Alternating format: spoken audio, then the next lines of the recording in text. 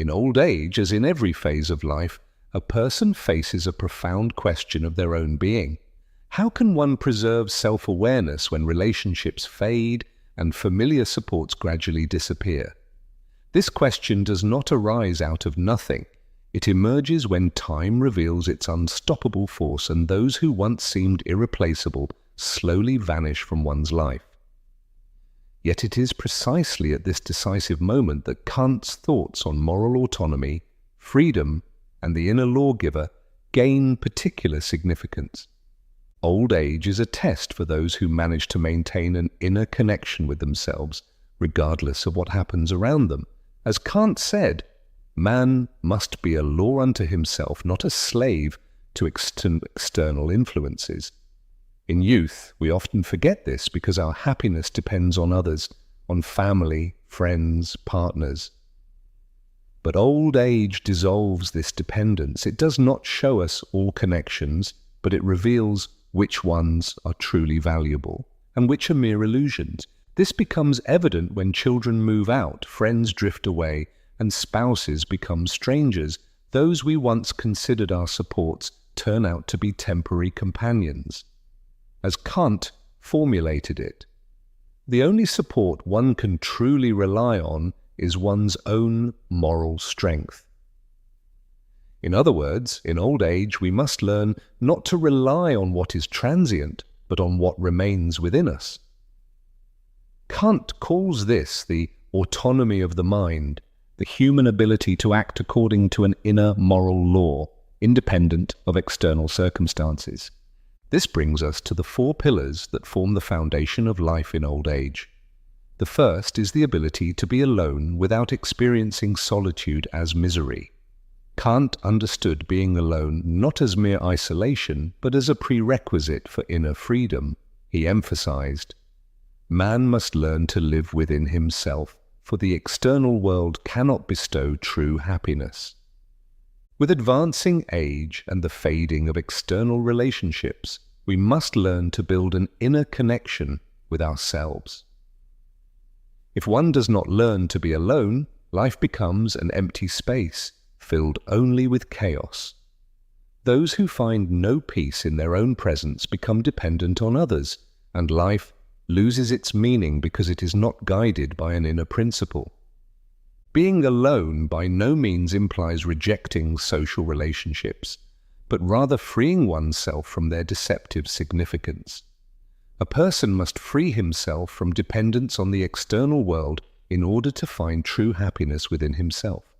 For example, a woman lives alone in a quiet apartment. Every evening she sits by the window with a book by Chekhov and a cup of tea. She does not flee from solitude. On the contrary, she fills it with meaning. This is, as Kant emphasized, true freedom. When a person can live in harmony with themselves, they are no longer influenced by external circumstances. Those who are no longer afraid of being alone do not experience solitude as misery, but as true freedom. The second key is an orderly daily routine. Kant adds that order in everyday life not only makes life easier, but also forms the basis for moral growth. He writes, "Human existence cannot be free if there is no order in life." This is especially crucial in old age, because the chaos of the external world can lead to inner unrest. Order in daily life does not merely mean cleaning the apartment or organizing objects, but above all creating inner order, the foundation of moral principles. When a person orders their surroundings, they also order their mind. A tidy home reflects a pure soul. Take an example. A woman lives in an apartment with 3 wardrobes full of unnecessary things, old clothes, a broken ceiling light, keepsakes she cannot part with. In this case, Kant writes, attachment to the past, frozen in things, becomes a burden that hinders progress into the future.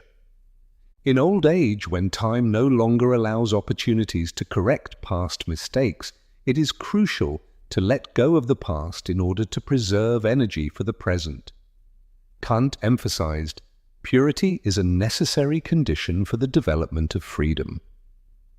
Those who cannot order their daily life cannot develop inner freedom either. Therefore, order in everyday life is the first step on the path toward the moral law. The third pillar is indifference to the judgment of others. Kant says that true freedom means acting independently of others' opinions. Freedom is the ability to act according to one's own inner law, not to gain the approval of others. In old age, when external ties weaken and the body loses strength, one must accept that others may no longer understand them, that one's life no longer corresponds to others' standards. But those who learn to ignore these judgments gain freedom. Kant writes, "One must learn to say no to the opinions of others in order to preserve one's moral integrity." For example, a neighbor argues with his wife every evening but claims to be happy.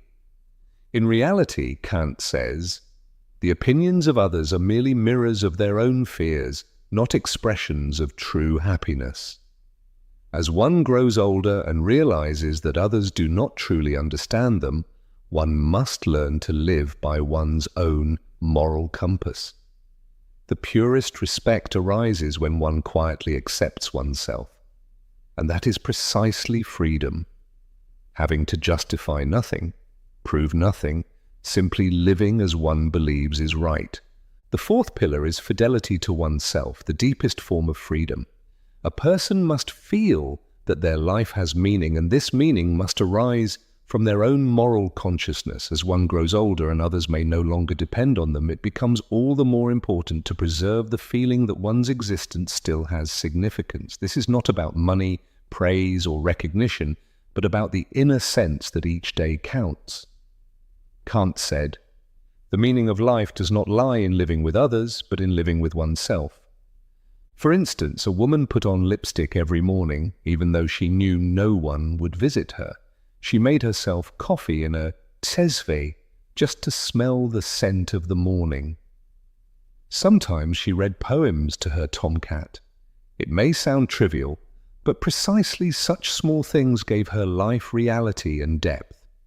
Some people grow tomatoes on the balcony, not for the harvest, but for the care involved. Others do gymnastics in the morning, so their body does not become stiff.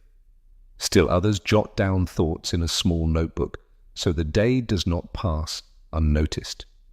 Doing something for oneself creates rhythm, and the day loses its emptiness. If a person does not feel important, does not experience themselves as valuable, their life becomes empty.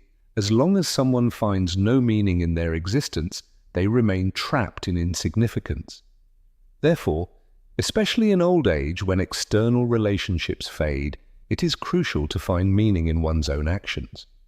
For Kant, as for every philosopher seeking to understand the essence of human life, it was never only about external, but above all about inner freedom, independence from external conditions.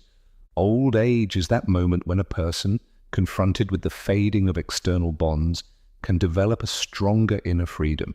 Herein lies the true power of aging. It shows that genuine freedom does not depend on external circumstances, but on how deeply a person is connected with themselves. As Kant said, freedom is not the absence of constraints, but the ability to act according to one's own laws. Those who manage to strengthen these four pillars attain a freedom that forms the foundation of their life. Those who fail, however, will have a life that, as Kant wrote, is an empty space filled only with chaos. Old age is therefore not an end, but the beginning of a new phase, a time in which a person must learn to rely on themselves. For as Kant said, man must be a law unto himself, not a slave to external influences.